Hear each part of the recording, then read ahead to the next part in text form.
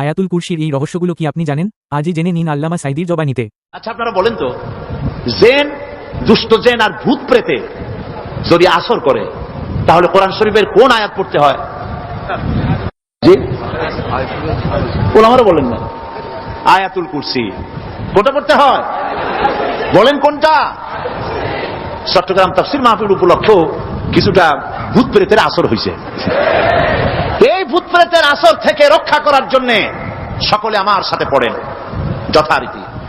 أعوذ بالله من الشيطان الرجيم بسم الله الرحمن الرحيم الله لا إله إلا هو الحي القيوم لا تأخذه سنة ولا نوم له ما في السماوات وما في الأرض من ذا الذي يشفع عنده إلا بإذنه يعلم ما بين أيديهم وما خلفهم ولا يحيطون بشيء من علمه إلا بما شاء وسع كرسيه السماوات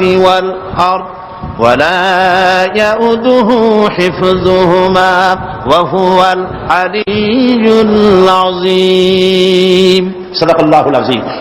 সবাই বলেন সাদাকাল্লাহুল আযীম। আয়াতুল কুরসি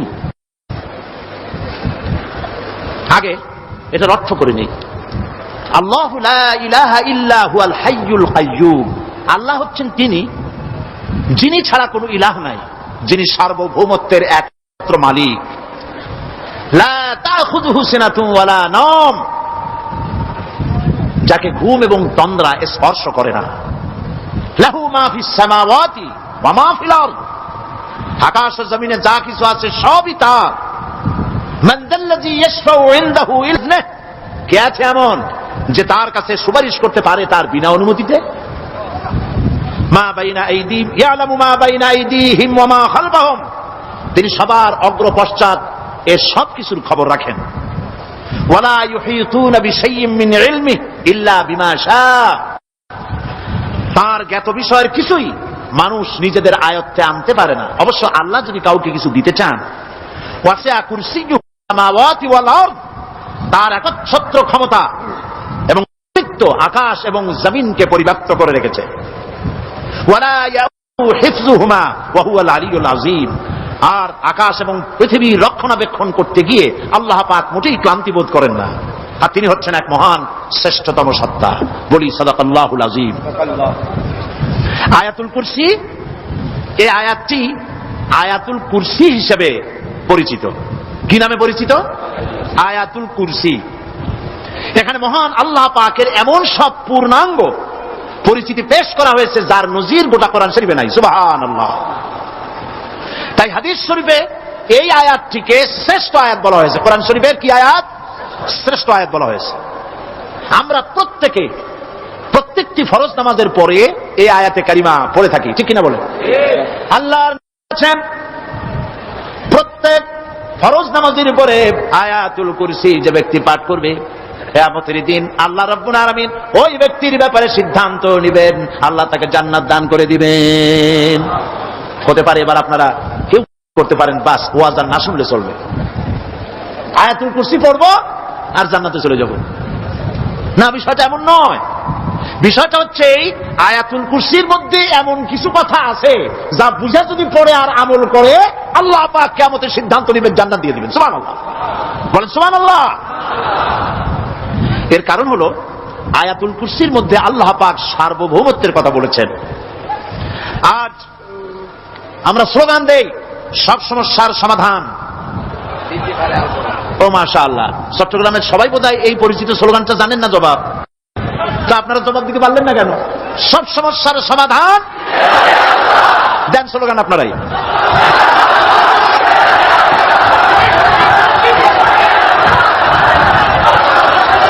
এটা শুধু স্লোগান নয়, সব সমস্যার সমাধান দিতে পারে আল কোরআন, এটা শুধু স্লোগান নয়, এটাই বাস্তবতা, এটাই বাস্তব সত্য।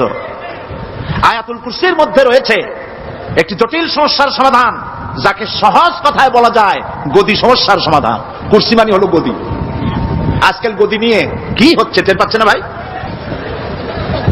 এই গদি নিয়ে টানাটানি হচ্ছে পৃথিবীর সর্বত্র। সার্বভৌমত্বের মালিক কে হবে? এটা তো আপনারা বলতেছেন, কিন্তু যারা কোরআন জানে না তারা বলে সার্বভৌমত্বের মালিক জনগণ। দেখেন না, ওরা বলে সকল ক্ষমতার উৎস জনগণ। তারা বলে, নেতা নেত্রীরা বলেন সকল ক্ষমতার উৎস, বল না কেন উৎস জনগণ। এই কথাটা হলো আসলে ভোটারদেরকে পাম্পট্টি দেওয়া, আপনাদেরকে ফুলাইয়া ডানলপ টায়ার বানায়। আপনারা খুব খুশি হবেন, সমস্ত ক্ষমতার উৎস তাহলে আমরা। আরে বাবারা, তোমরা সকল ক্ষমতার উৎস যার পেট ভরা ময়লা, নাকের মধ্যে ছাতা, দাঁতে ছাতা,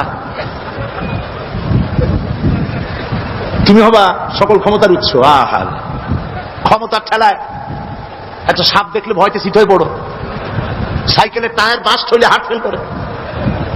সকল ক্ষমতার উৎস, সকল ক্ষমতার উৎস জনগণ, এই কথা বলা কবিরা গুনাহ, এই কথা বিশ্বাস করা হারাম, এই কথা বিশ্বাস করা শিরক। কারণ সকল ক্ষমতার উৎস জনগণ এই কথা যদি বলা হয় তাহলে কোরআনে কারীমের সাথে কন্ট্রাডিকশন হয়, সাংঘর্ষিক। আল্লাহ পাক কি বলেছেন? আল্লাহ পাক বলেছেন আন্নাল কুওয়াতা লিল্লাহি জামিআ। বলেন আন্নাল কুওয়াতা লিল্লাহি জামিআ। আমার আল্লাহ রাব্বুল আলামিন বলেন, জেনে রাখো নিঃসন্দেহে সকল ক্ষমতার উৎস কেবলমাত্র আল্লাহ রাব্বুল আলামিন। সকল ক্ষমতার উৎস কে? জোরে বলেন আল্লাহ, আল্লাহ, আল্লাহ, তিনি একমাত্র সকল ক্ষমতার উৎস। কোরআন আয়াতুল কুরসি আল্লাহ কোরআনে নাজিল করে সার্বভৌমত্বের মালিক কে হবে সমস্যার সমাধান করে দিলেন। রাসূল করিম সাল্লাল্লাহু আলাইহি ওয়াসাল্লাম মানুষের সার্বভৌমত্ব খতম করে মদিনায় আল্লাহর সার্বভৌমত্ব কায়েম করে তিনি একটি রাষ্ট্র কায়েম করলেন। মদিনার রাষ্ট্রের সার্বভৌমত্বের মালিক কে ছিলেন? আল্লাহ। জোরে বলেন কে ছিলেন? আল্লাহ। মানুষ তখন দেখতে পেল খোদাই সার্বভৌমত্বের ভিত্তিতে যে রাষ্ট্র গঠন হয় সেই রাষ্ট্র মানবতার জন্য কত কল্যাণকর হয়। সুবহানাল্লাহ ওয়া বিহামদিহি। আয়াতুল কুরসিতে বলা হলো যে সার্বভৌমত্বের মালিক এই ক্ষমতাটাকে আরবিতে বলা হয় উলুহিয়াত। এই ক্ষমতাকে সার্বভৌমত্বের ক্ষমতাটাকে আরবিতে কি বলা হয়? উলুহিয়াত। আর যার হাতে এই ক্ষমতাটা থাকে তাহলে বলে ইলাহ, তাকে কি বলা হয়? আল্লাহ রাব্বুল আলামিন আয়াতুল কুরসির শুরুতে এই কথাটাই বলে দিলেন, আল্লাহু লা ইলাহা ইল্লা হুয়াল হাইয়ুল কাইয়্যুম। আল্লাহ হচ্ছেন তিনি, যিনি ছাড়া কোনো ইলাহ নাই। তার মানে হলো সার্বভৌমত্বের একচ্ছত্র মালিকানা কার হাতে? চিৎকার দিয়ে বলুন, আল্লাহ রাব্বুল আলামিনের হাতে। সার্বভৌমত্বের এই ক্ষমতা হস্তান্তরযোগ্য নয়। আর সার্বভৌমত্বের মালিক যিনি হবেন তার শুরু থাকবে না, শেষও থাকবে না। এই কোয়ালিটি কার মধ্যে আছে? আল্লাহ পাকের মধ্যে। আল্লাহ পাক বললেন তিনি হচ্ছেন আল হাই আল কাইয়্যুম। তিনি হাইয়্যু, তিনি কাইয়্যুম, তিনি শাশ্বত, তিনি জাগ্রত, তিনি চিরস্থায়ী, যার শুরুও নাই, যার শেষও নাই। সুবহানাল্লাহি ওয়া বিহামদিহি। এই সার্বভৌমত্বের মালিকানা নিয়ে যারা বসে আছে, যে কোনো মুহূর্তে তার হাত থেকে ক্ষমতা ছিনতাই হয়ে যেতে পারে, পারে কিনা? আর ঘুমায় থাকলে, সার্বভৌমত্বের মালিক দাবি করে যদি ঘুমায় থাকে, ততক্ষণ ভারপ্রাপ্ত বানাবে কারে? এই জন্য সার্বভৌমত্বের মালিক হচ্ছেন আল্লাহ পাক, যাকে ঘুম এবং তন্দ্রা স্পর্শ করে না। সার্বভৌমত্বের মালিকের কোয়ালিটি আল্লাহ পাক বলছেন, লা তাখুযুহু সিনাতুন ওয়ালা নাওম। পড়েন সবাই, লা তাখুযুহু সিনাতুন ওয়ালা নাওম। তার ঘুমও নাই, তন্দ্রাও নাই। হযরত মূসা আলাইহিস সালাম আল্লাহ পাকের কাছে একবার প্রশ্ন তুলেছেন, আল্লাহ পাক তুমি নাকি? আল্লাহ বলেন তুমি বিশ্বাস করো না? মূসা আলাইহিস সালাম বলছেন অবশ্যই বিশ্বাস করি। আল্লাহ পাক বললেন বিশ্বাস যদি করো তাহলে বুঝানো যাবে। হযরত ইব্রাহিম আলাইহিস সালাম বলেছিলেন আল্লাহ পাকের কাছে, কাইফা রব্বি আরিনি কাইফা তুহিল মাউতা। হে রব, তুমি আমারে দেখাও কেমনে তুমি মৃত্যুকে জিন্দাকে মৃত্যু করো, মৃত্যুকে জিন্দা করো, একটু দেখাও আমারে। আল্লাহ পাক বললেন আওয়ালাম তুমিন, বিশ্বাস করো না? ইব্রাহিম আলাইহিস সালাম সঙ্গে সঙ্গে বললেন বালা। নাম বললেন না। বালা মানেও হ্যাঁ, নাম মানেও হ্যাঁ, কিন্তু একটু বেশ কম আছে। তিনি নাম না বলে বালা বললেন।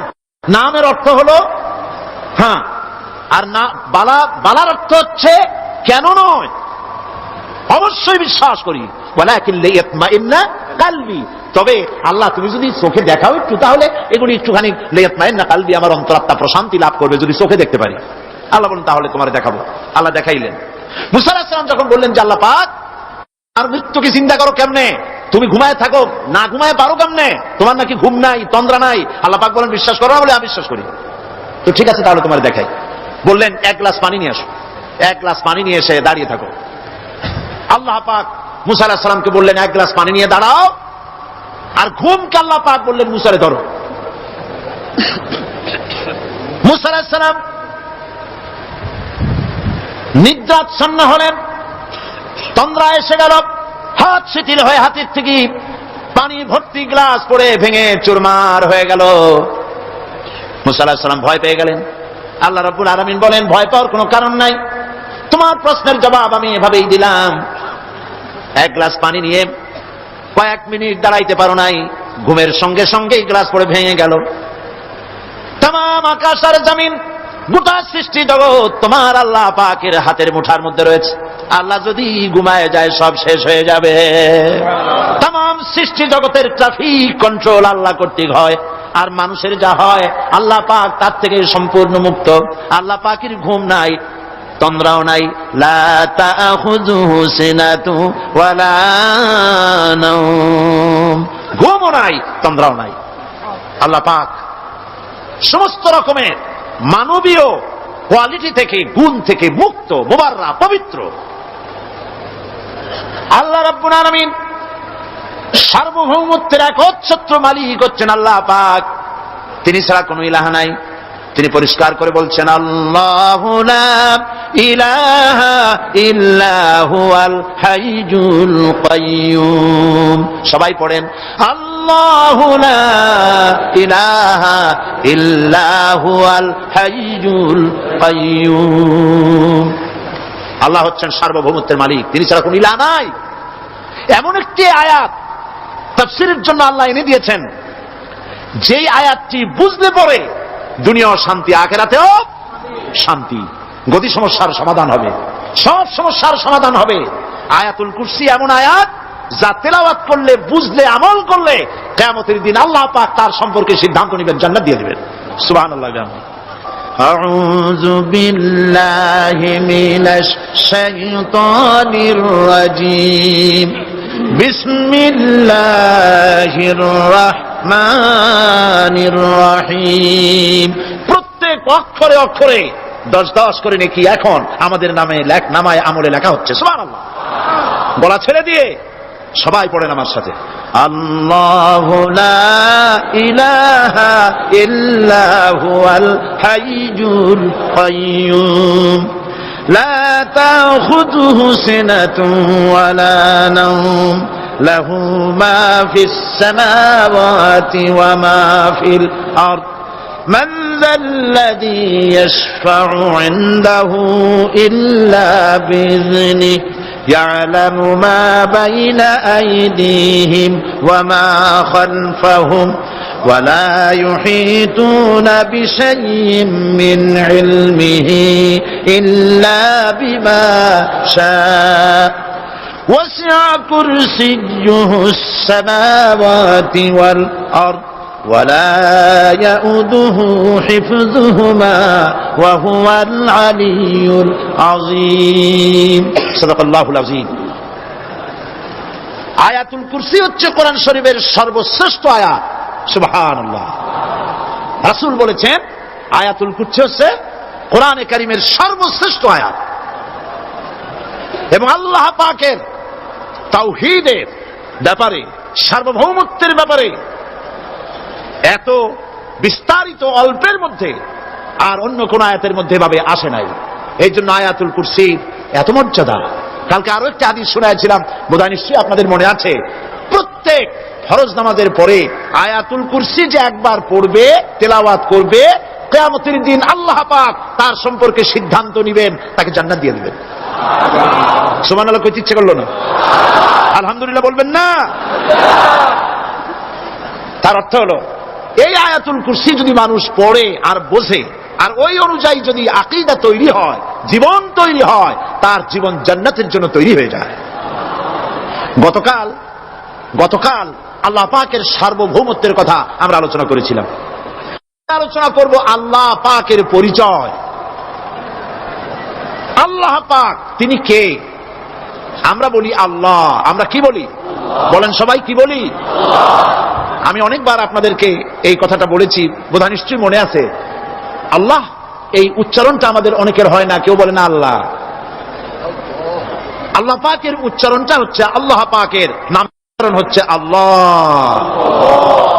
মুখটা একটু গোল হয়ে যাবে, বলেন আল্লাহ আল্লাহ আল্লাহ। পৃথিবীতে বিভিন্ন জাতি তার স্রষ্টাকে, তারা যাকে স্রষ্টা মনে করে বিভিন্ন নামে ডাকে। কেউ বলে ভগবান, কেউ বলে ঈশ্বর, কেউ বলে পরমেশ্বর, কেউ বলে বিধাতা, কেউ বলে গড। বিভিন্ন নামে লোকেরা এভাবে ডাকে। তো ভগবান বললে তার প্রতিশব্দে স্ত্রীলিঙ্গে কি আসে? বলে ভগবতী। ঈশ্বর বললে স্ত্রীলিঙ্গে কি আসে? ঈশ্বরী। বিধাতা বললে তার স্ত্রীলিঙ্গে কি আসে? বিধাত্রী। গড, এটার স্ত্রীলিঙ্গে আসলে কি হবে? তো প্রত্যেকটি, তারা যে ভাষায় আল্লাহকে ডাকে, প্রত্যেকটি ভাষায় স্ত্রীলিঙ্গে একটি প্রতিশব্দ আসে। আল্লাহ এর স্ত্রীলিঙ্গে, এর প্রতিশব্দে আরেকটি শব্দ কি গোটা বিশ্ব খুঁজে পাওয়া যাবে? জোরে বলেন, যাবে? যাবে না। এবং অন্যান্য নামগুলি সন্ধি বিচ্ছেদ করলে অর্থই হবে না। গড, এটাকে যদি উল্টায়া বলা হয় তাহলে কি হয়ে যাবে? এবার দেখুন, আল্লাহ এই নাম, আল্লাহর পরিচয় কি? যদি বলা হয় যে আল্লাহর পরিচয় কি, শুধু আল্লাহ দিয়ে আল্লাহকে চেনা যাবে, আল্লাহকে চেনা যাবে। আল্লাহ রাব্বুল আলামিন বলছেন, আল্লাহু লা ইলাহা ইল্লা হুয়াল হাইয়ুল কাইয়্যুম। আল্লাহ হচ্ছেন তিনি যিনি ছাড়া কোনো ইলাহ নাই, মাবুদ নাই, উপাস্য নাই। সুবহানাল্লাহ।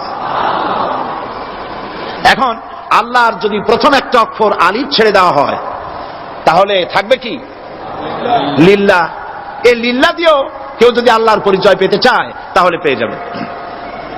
আল্লাহ রাব্বুল আলামিন কোরআনে কারীমের ভিতরে শুধু লিল্লাহ দিয়েও আল্লাহকে চেনার ব্যবস্থা করেছেন। লিল্লাহি মা ফিস সামাওয়াতি ওয়া মা ফিল আরদ।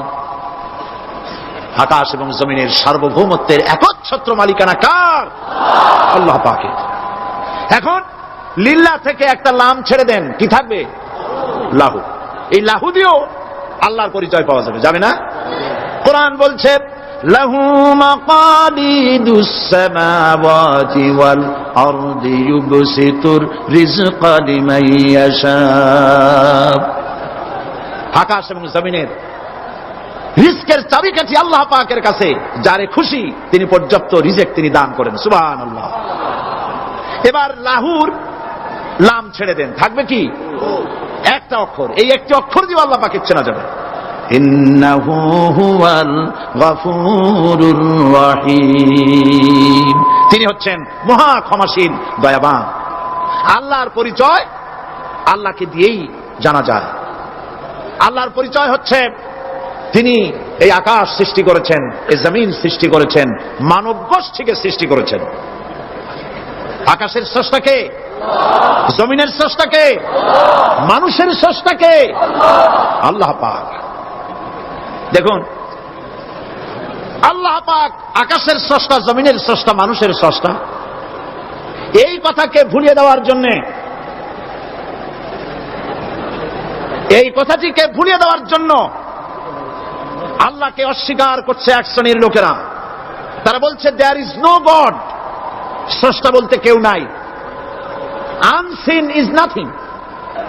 আল্লাহ পাক কোরআনকে বোঝার জন্য, আল্লাহকে চেনার জন্য ব্যবস্থা করেছেন। ওরা বলছে কি আনসিন ইজ নাথিং, যা দেখা যায় না সেটা কিছুই না, সেটা বিশ্বাস করি না। তো আল্লাহর যখন রং নাই, গন্ধ নাই, তাকে বিশ্বাস করি কেমনে?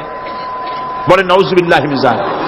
আরে ভাই, তোমরা তো এমন বহু জিনিস আছে যা না দেখে বিশ্বাস করো। আপনারা কি বাতাস দেখেছেন? বিশ্বাস করেন কিনা? বিশ্বাস করেন কিনা? আপনারা কি ইথার দেখেছেন? বিশ্বাস করেন কিনা?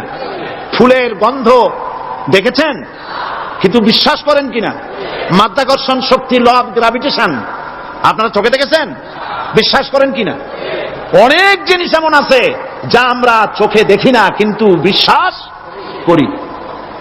হযরত ইমাম আবু হানিফা রাহমাতুল্লাহ আলাইহির সাথে এক নাস্তিকের বহস হবে। স্থান এবং তারিখ নির্ধারণ করা হলো। ইমাম সাহেব দেরি করে আসলেন। নাস্তিক বলছে, আমি আপনার সঙ্গে কোনো বিতর্কে যেতে চাই না, কারণ আপনি ওয়াদা রক্ষা করতে পারেন নাই, নির্ধারিত সময়ের অন্তত 3 ঘন্টা পরে এসেছেন। তিনি বললেন, আমি কেন দেরি করলাম সেটা তো তুমি জিজ্ঞেস করবে। আচ্ছা বলেন কেন দেরি করেছেন? তিনি বললেন, দেখো, এই জায়গায় আসার পথে একটা নদী বেঁধেছিল, কি করে আমার কাছে পারাপারের কোনো বন্দোবস্ত ছিল না। এক পর্যায়ে হতাশ হয়ে গেলাম, আমার বোধহয় যাওয়াই হবে না। শেষ পর্যন্ত আমি দেখতে পেলাম হঠাৎ করে আমার পাশে একটা ফলের বীজ পড়লো, তা দিয়ে একটা গাছ অঙ্কুরিত হলো। দেখ কিনা তা গাছটা একটা ময়ূর হয়ে পরিণত হয়ে গেল। কই থেকে একটা করাতে সে গাছটা কেটে ফেলে দিল। ফটাফট কতগুলি তক্তা বেরিয়ে আসলো, কোথার থেকে একটা হাতুড়ি আর কতগুলি লোহা এসে ঠাস ঠাস করে বাড়ি লেগে একটা কিস্তি তৈরি হয়ে গেল। কিস্তিটা ধাবায় পড়লো নদীতে, আমি লাফ দিয়ে উঠলাম, তাই দেরি হলো। নাস্তিক বলছে, আপনার সাথে আমি জানছিলাম যে আপনি অত্যন্ত বুদ্ধিমান মানুষ, কিন্তু যে ঘটনা শুনাইলেন আপনার স্ক্রু একটাও টাইট আছে বলে মনে হয় না, আপনার সাথে আর কোনো বহস নয়। তিনি বললেন, কেন? কই বহস না, আপনি বলছেন যে এইরকম একটা গাছ চারা হয়ে গেল, সাথে সাথে বিনা মিস্ত্রিতে গাছটা কাটলো, তারপর এটা দিয়ে তক্তা হলো, লোহা আসলো, হাতুড়ি হইলো, বিনা মিস্ত্রিতে কিস্তি তৈরি হয়ে গেল, নৌকা এটা পড়লো নদীতে, আর বিনা মাঝিতে আপনি পার হয়ে আসলেন। এটা কি আদৌ সম্ভব? ইমাম আবু হানিফা রাহমাতুল্লাহ আলাইহি বলছেন, তোমার সাথে আমি কোনো কিতাব দিয়ে ঝগড়া করব না, কোন কিতাব দিয়ে আমি তোমার সাথে বহস করব না। এই একটি দৃষ্টান্ত তোমার জন্য যথেষ্ট। একটা মিস্ত্রি ছাড়া যদি একটা কিস্তি তৈরি না হতে পারে, একটা গাছ কেটে তক্তা যদি না হতে পারে, এই বিশাল আকাশ, এই বিশাল জমিন, আর তোমার মতো এরকম একটা সুন্দর মানুষ বিনা মিস্ত্রিতে, বিনা স্রষ্টায় তৈরি হলো কেমনে? এক কথায় নাস্তিক বলছে, আমার জীবনের ভুল ধরা পড়ল। নাস্তিক বলছে, জীবনের ভুল ধরা পড়েছে, আমি মুসলমান হয়ে গেলাম। লা ইলাহা ইল্লাল্লাহু মুহাম্মাদুর রাসূলুল্লাহ। জোরে পড়েন, লা ইলাহা লা ইলাহা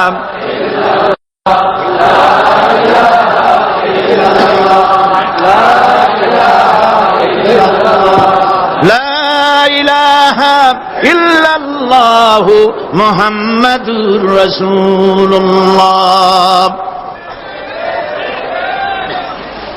আল্লাহ পাক বলছেন, আমি আদম, আমি দাউদ এবং সুলাইমানকে জ্ঞান দান করেছি, ইব্রাহিমকে জ্ঞান দান করেছি। কোরআন শরীফের বহু জায়গায় শুধু জ্ঞানের কথাই বলা হয়েছে। সুবহানাল্লাহ।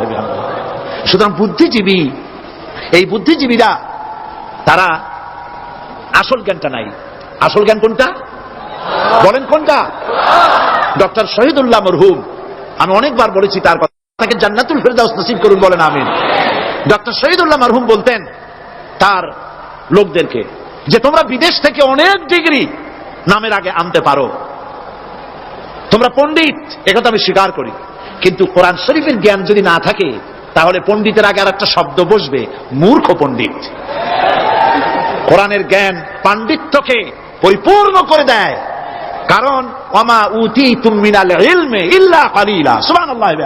আল্লাহ পাক বলছেন, তোমাদেরকে সামান্যতম জ্ঞান দান করেছি। কতটুকু জ্ঞান? কতটুকু? সামান্যতম জ্ঞান দান করেছি। সুতরাং আল্লাহ পাক কোরআনের মধ্যে তার নিজের পরিচয় ছোট্ট একটি সূরার মধ্যে ব্যাপক আকারে বলে দিয়েছেন। কি? কুল হুয়াল্লাহু আহাদ। সবাই পড়েন আমার সাথে, কুল হুয়াল্লাহু আহাদ আল্লাহুস সামাদ লাম ইয়ালিদ ওয়া লাম ইউলাদ ওয়া লাম ইয়াকুল লাহু কুফুয়ান আহাদ। আল্লাহ পাক বলেন, আল্লাহ এক এবং একক, তিনি কারো মুখাপেক্ষী নন, তিনি কাউকে জন্ম দেন নাই, তাকেও কেউ জন্ম দেয়নি। আকাশ আর জমিনে আল্লাহর সমকক্ষ কেউ নাই। সুবহানাল্লাহ। তাকে কেউ জন্ম দেয়নি, তিনিও কাউকে জন্ম দেননি। তিনি এক, তিনি ছিলেন, তিনি আছেন, তিনি থাকবেন। তার শুরুও নাই, তার শেষও নাই। সুবহানাল্লাহ। এই আল্লাহ রাব্বুল আলামিন তার পরিচয় আয়াতুল কুরসি সার্বভৌমত্বের পরিচয় দিয়েছে, আল্লাহর পরিচয় দিয়েছে। আল্লাহ তিনি খালিক। মানব সৃষ্টি এবং পৃথিবীর সৃষ্টির ইতিহাস ঘাটলে মানুষের যদি কিসমত ভালো থাকে তাহলে আল্লাহর সান্নিধ্য, আল্লাহর অস্তিত্ব সম্পর্কে জ্ঞান তাকে আল্লাহ পাক দান করে দেন। সুবহানাল্লাহ। পৃথিবীর সৃষ্টির ব্যাপারে বুদ্ধিজীবীরা কি বলছেন দেখুন। পৃথিবীর সৃষ্টির ব্যাপারে বিজ্ঞানীরা বলছেন যে এই পৃথিবী এরকম ছিল না। তো কিরকম ছিল? এইটা সূর্যের পাশ থেকে একটা উজ্জ্বল শক্তিশালী জ্যোতিষ্ক দারুণ ফোর্স নিয়ে যাচ্ছিল। সেই ফোর্স সহ্য করতে না পেরে সূর্যের একটি দুর্বলতম অংশ সূর্য থেকে ছিটকে মহাশূন্যে পড়ে গেল, আর ঘুরতে ঘুরতে এই পৃথিবীর অস্তিত্ব লাভ করল। বিজ্ঞানের এই কথা যদি বিশ্বাস করতে হয় তাহলে আমাকে বলতে হয় এখন তো মানুষেরা আর পৃথিবীতে ধরছে না, ঠিক কিনা? কথা বলছেন না কেন? মানুষ পৃথিবীতে এখন ধরতেছে। বিভিন্ন দেশ খালি বলতেছে মানুষ কমাও, সন্তান কমাও, বিভিন্ন পদ্ধতি গ্রহণ করো, আর মানুষ বাড়ায়ও না। আল্লাহ পাক বলছেন আল্লাহু লা ইলাহা ইল্লা হুয়াল হাইয়ুল কাইয়্যুম। আল্লাহ হচ্ছেন তিনি, যিনি ছাড়া কোনো ইলাহ নাই। লা ইলাহা ইল্লাহু, তিনি ছাড়া কোনো ইলাহ নাই, সার্বভৌমত্বের মালিক কেউ নাই। এই যে লা ইলাহা, কোনো ইলাহ নাই, আমরা কালেমার মধ্যে এই কথাটা বলি। আমাদের কালেমায় তাইয়্যিবা আমরা কি উচ্চারণ করি? লা ইলাহা ইল্লাল্লাহু মুহাম্মাদুর রাসূলুল্লাহ। জোরে পড়েন লা ইলাহা ইল্লাল্লাহ, লা ইলাহা ইল্লাল্লাহু মুহাম্মাদুর রাসূলুল্লাহ। লা ইলাহা, কোন ইলাহ নাই। এই দাওয়াত দিয়েছেন দুনিয়ার সমস্ত পয়গম্বর। এটা কি শুধু রাসূলুল্লাহর দাওয়াত ছিল? সমস্ত নবীদের স্লোগান ছিল একটা। সমস্ত নবীদের স্লোগান ছিল কয়টা? সবাই বলুন, কি সেই স্লোগান? লা ইলাহা ইল্লাল্লাহ। কোরআন শরীফের ভিতরে ইলাহ শব্দ 147 বার এসেছে। লা ইলাহার অর্থ যদি এই হয় কোন উপাস্য নাই আল্লাহ ছাড়া, কোন মাবুদ নাই আল্লাহ ছাড়া, মুহাম্মদ সাল্লাল্লাহু আলাইহি ওয়াসাল্লাম আল্লাহর প্রেরিত রাসূল, তাহলে তো এত ঝঞ্ঝাট হওয়ার কথা ছিল না। আপনারা বলেন, নবীরা যখনই এই দাওয়াত দিয়েছেন লা ইলাহা ইল্লাল্লাহ, তখন সংঘর্ষ হয়েছে কিনা? হয়েছে কিনা? বাধা আসছে কিনা? তাহলে এই কথাটা কি যার কারণে এরকমের বাধা আসে? লা ইলাহা ইল্লাল্লাহ, এর চাইতে বিপ্লবাত্মক, এর চাইতে রিভলিউশন সৃষ্টিকারী কথা আল্লাহর আকাশের নিচে জমিনের উপরে আর একটাও হতে পারে না। লা ইলাহা ইল্লাল্লাহ। ইলাহ শব্দের অর্থ শুধু উপাস্য আর মাবুদ নয়। ইলাহ শব্দের অর্থ হচ্ছে আইনদাতা, ইলাহ শব্দের অর্থ হচ্ছে শাসনকর্তা, ইলাহ শব্দের অর্থ হচ্ছে বিধানদাতা। তো লা ইলাহা যখন একটি লোক ঘোষণা করে তার অর্থ দাঁড়ায় কোনো আইনদাতা নাই, বিধানদাতা নাই, শাসনকর্তা নাই, কারো আইন মানি না, বিধান মানি না, শাসন মানি না, আল্লাহ ছাড়া। কে ছাড়া? আল্লাহ ছাড়া। এই কালেমার দাওয়াত যখন পয়গম্বরেরা দিয়েছেন তখন 3 শ্রেণীর লোকেরা বাধা দিয়েছে। বলেন কয় শ্রেণী? সবাই বলেন। 3 শ্রেণীর লোকেরা বাধা দিয়েছে, লক্ষ্য করুন। 1 নম্বরে বাধা দিয়েছে রাষ্ট্র শক্তি। 1 নম্বরে বাধা দিল কারা? 2 নম্বরে বাধা দিয়েছে ধনাঢ্য ব্যক্তিবর্গ। 3 নম্বরে বাধা দিয়েছে যারা কায়েমি স্বার্থবাদী ধর্মীয় শক্তি। এই 3টি শ্রেণী সমস্ত নবীদেরকে বাধা দিয়েছে। সেই বাধা অতীতে যারা দিত এখন আর দেয় না, নাকি? এখনো দেয়। দেখুন, এই কালেমার দাওয়াত হযরতে মূসা আলাইহিস সালামকে যেদিন আল্লাহ পাক প্রথম ওহী দিলেন, এই দাওয়াত শুধু রাসূল দেন নাই, আল্লাহ পাক বলছেন প্রত্যেক নবী তার জাতিকে এই দাওয়াত দিয়েছেন। কি? আল্লাহ রাব্বুল আলামিন বলেন সকল নবী তার কওমকেই বলে দাওয়াত দিয়েছেন, ইয়া কওমি ইবুদুল্লাহ মা লাকুম মিন ইলাহিন গায়রু। হে সম্প্রদায়, আল্লাহ ছাড়া কোনো ইলাহ নাই, তার ইবাদত করো, তারই দাসত্ব করো, তার গোলামি করো। আল্লাহ পাক মুসা আলাইহিস সালামকে যখন নবুয়াত দিলেন, প্রথম যে ওহী এলো, প্রথম ওহীটাই ছিল ইন্নানি আনাল্লাহ লা ইলাহা ইল্লা আনা ফা'বুদনি ওয়া আকিমিস সালাতা লিযিকরি। নিশ্চয়ই আমি আল্লাহ, আমি ছাড়া কোনো ইলাহ নাই, আইনদাতা নাই, বিধানদাতা নাই, সুতরাং আমার দাসত্ব করো এবং আমার শরণার্থে নামাজকে প্রতিষ্ঠা করো। মুসা আলাইহিস সালামকে আল্লাহ পাক ওহী দিয়ে তাকে পাঠালেন। কোথায় পাঠালেন? আল্লাহ পাক বলেন ইযহাব ইলা ফিরআউনা ইন্নাহু তাগা। গোটা কওম নাফরমান, আল্লাহর আইন কেউ মানছে না, গোটা কওমের কাছে না খাইয়া আল্লাহ পাক সর্বপ্রথম মুসা আলাইহিস সালামকে দাওয়াত নিয়ে কার কাছে পাঠালেন? ফেরাউনের কাছে। কারণ ফেরাউন হচ্ছে রাষ্ট্রশাসক। ফেরাউন কি? রাষ্ট্রশাসক। হযরতে মুসা আলাইহিস সালাম ফেরাউনের কাছে গেলেন আর দাওয়াত দিলেন, ফেরাউন পড়ে নাও লা ইলাহা ইল্লাল্লাহ।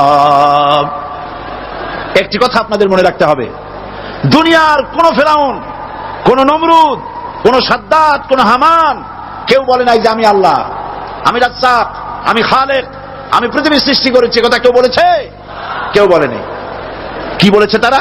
ফেরাউন বলেছে মা আলিমতু লাকুম মিন ইলাহিন গায়রি, আমি তো জানি না আমি ছাড়া আরো কোন ইলাহ আছে, এ কথা আমার জানা নাই, সুতরাং আমি হচ্ছি ইলাহ আর তুমি বলছো লা ইলাহা।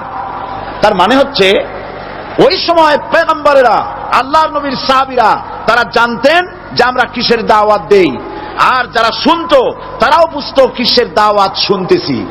আজ আমার দেশে একই কালেমার দাওয়াত দেওয়া হয়, কিন্তু মানুষেরা বুঝতে পারে না কি শুনতেছি।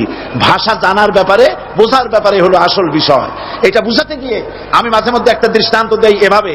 একজনের একটা রেশনের দোকান ছিল, সেই দোকানে তার একটা ময়না পাখি ছিল। আর ময়না পাখিকে কথা শেখানো যায়, সেটা তো আপনারা জানেন। জি, ময়নাকে শিখাইছে যে লাইন করুন, এক এক করে আসুন। ময়না এই কথা শিখেছে। সকালবেলায় যখন রেশনের দোকানে ভিড় পড়ে গেছে, তখন ওই পাখি খাঁচার মধ্যে বসে বলছে লাইন করুন, এক এক করে আসুন। একদিন খাঁচার দরজা খোলা পেয়ে পাখি উড়ে গিয়ে গাছের ডালে বসেছে। আশেপাশে যত পাখি ছিল তারা চিন্তা করলো এই রকমের পাখি তো কখনো দেখি নাই। ময়না তো দেখতে কাকের মতো না, শালিকের মতো না, দেখতে একটা ভিন্ন রকম।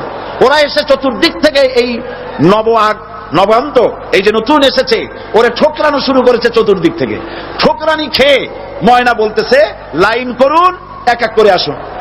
এখন ময়না তো বোঝে না যে কি বলতেছি, আর যে পাখিরা ঠোকরাচ্ছে তারাও তো বোঝে না যে কি শুনতেছি। ময়না যদি বুঝতো যে আমি কি বলি, সবাই মিলে ঠোকরায়, তাই জান বাঁচে না। লাইন করে ঠোকরাইলে তো কলজে যাবে, সব ঠোঁটে ঠোঁটে চলে আসে, বুঝে নাই। আমাদের অবস্থা তাই হয়েছে।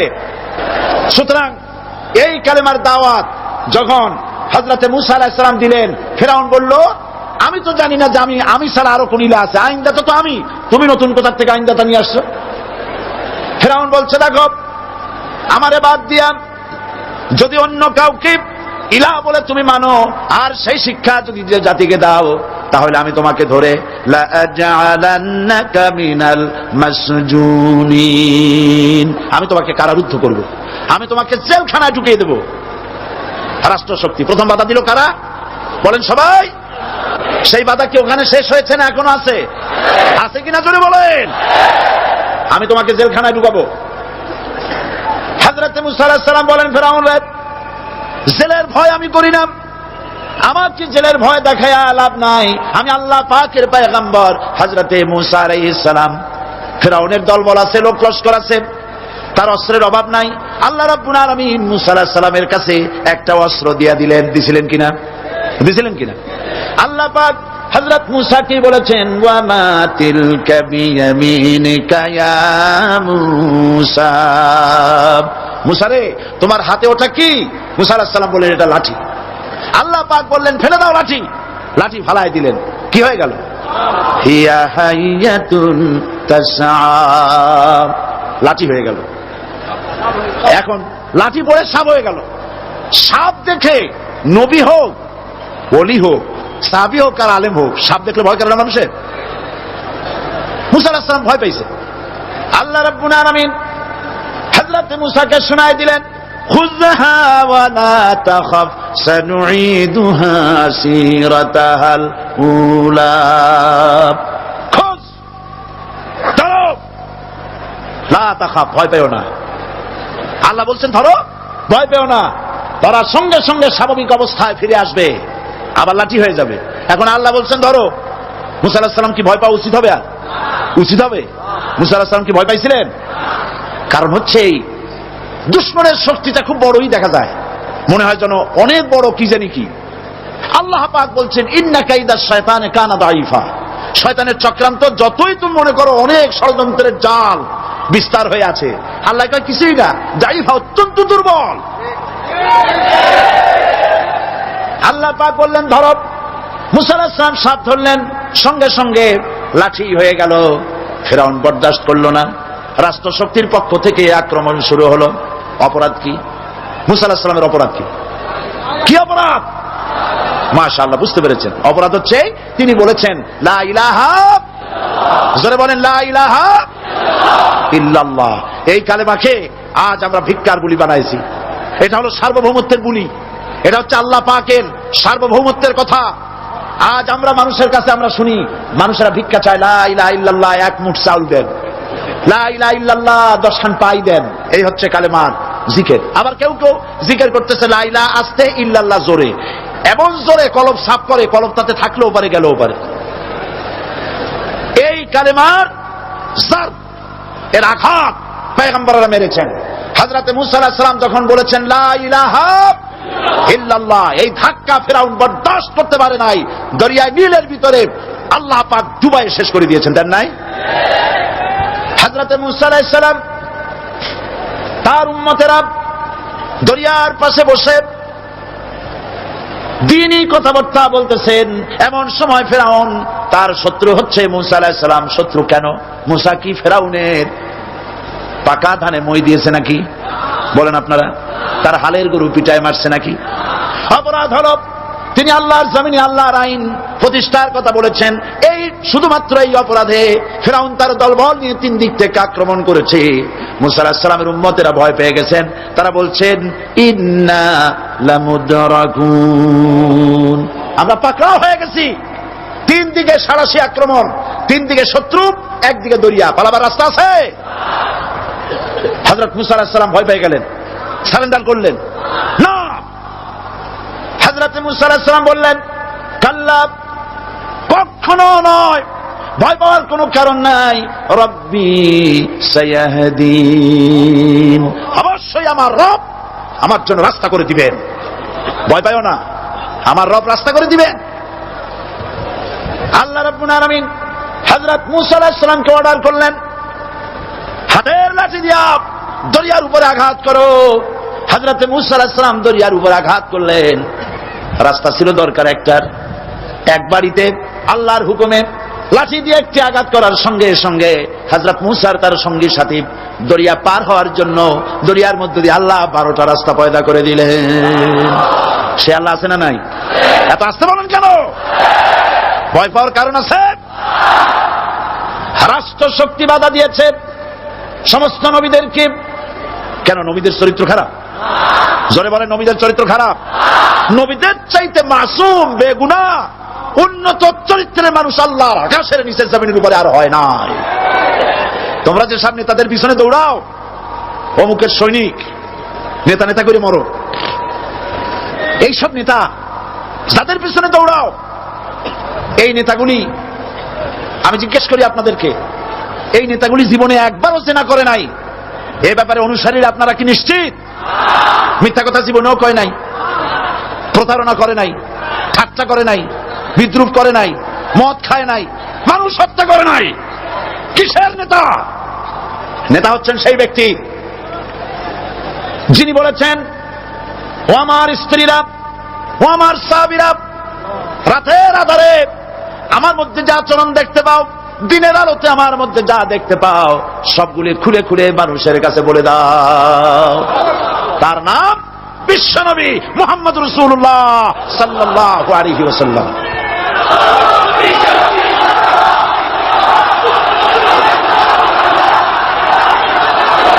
যার চরিত্রে যার চরিত্রের সার্টিফিকেট আল্লাহ রাব্বুল আলামিন নিজে দিচ্ছেন, ওয়া ইন্নাকা লাআলা খুলুকিন আযীম।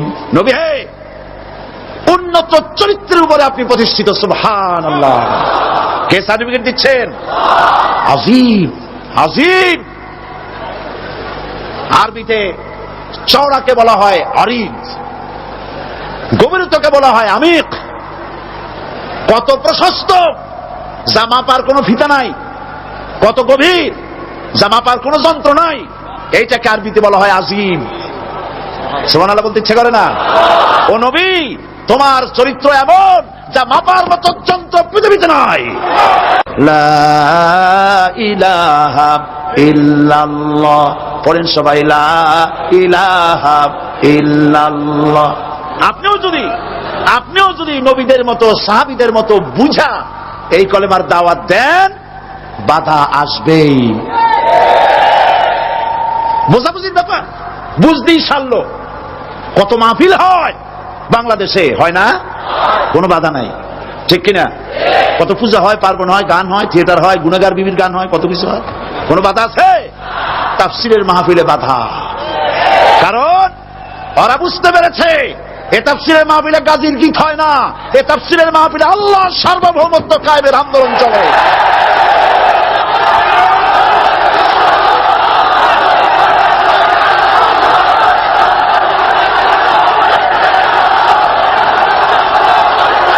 বিশ্বকবি আল্লামা ইকবাল কি সুন্দর করে বলেছেন, আজ ভি হো জু ইব্রাহিম কা ইমা पैदा आप कर सकती है एक अंदाजे गुलिस्ता पैदा। ইব্রাহিমের ঈমান যদি আজও কোথাও হয় বিদ্যমান, করতে পারেন অগ্নিকুণ্ডে খুবসুরত এক গুলিস্তান। এখনো যদি ইব্রাহিমের সন্তানদেরকে আগুনের মধ্যে ফেলে দেওয়া হয়, আর ইব্রাহিম ঈমান যদি থাকে, আগুনকে ফুলের বাগান বানাবার ক্ষমতা আল্লাহর আছে। চিরকাল আল্লাহ পাক এই কালেমাকে দিয়েছেন আল্লাহর সার্বভৌমত্বকে প্রতিষ্ঠা করার জন্য।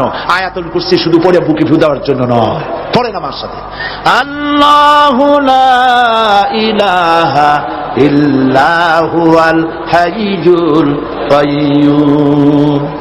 দুনিয়ার সমস্ত পয়গম্বর অত্যাচারিত হলেন, শুধু তাই নয়, বিশ্ব নবী আখেরি জামানার পয়গম্বর নবী মুহাম্মদ রাসূলুল্লাহ সাল্লাল্লাহু আলাইহি ওয়াসাল্লাম জাতির কাছে আসলেন।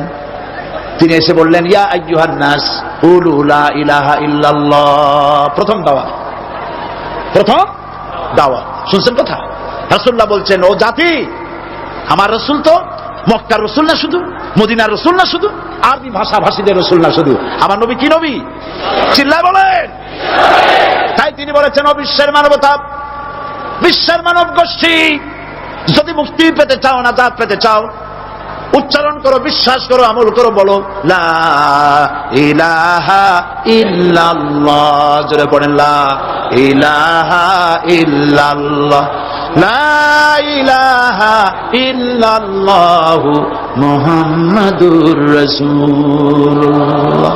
কোরআনে কারীমের ভিতরে আয়াতুল কুরসির মধ্যে বলে দিয়েছেন, আল্লাহু লা ইলাহা ইল্লা হুয়াল হাইয়ুল কাইয়্যুম। প্রাণ খুলে সবাই পড়েন, বসা মানুষ, দাঁড়ানো মানুষ, আল্লাহু লা ইলাহা ইল্লা হুয়াল হাইয়ুল কাইয়্যুম।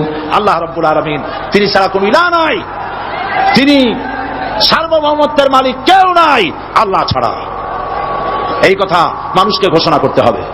সুবহানাল্লাহ ওয়ালহামদুলিল্লাহ লা ইলাহা ইল্লাল্লাহ, সুবহানাল্লাহ ওয়ালহামদুলিল্লাহ লা ইলাহা ইল্লাল্লাহ, সুবহানাল্লাহ ওয়ালহামদুলিল্লাহ লা ইলাহা ইল্লাল্লাহ, লা ইলাহা ইল্লাল্লাহু মুহাম্মাদুর রাসূলুল্লাহ। আল্লাহুম্মা আমিন। রব্বানা যালামনা আনফুসানা ওয়া ইন লাম তাগফির লানা ওয়া তারহামনা লানাকুনান্না মিনাল খাসিরিন।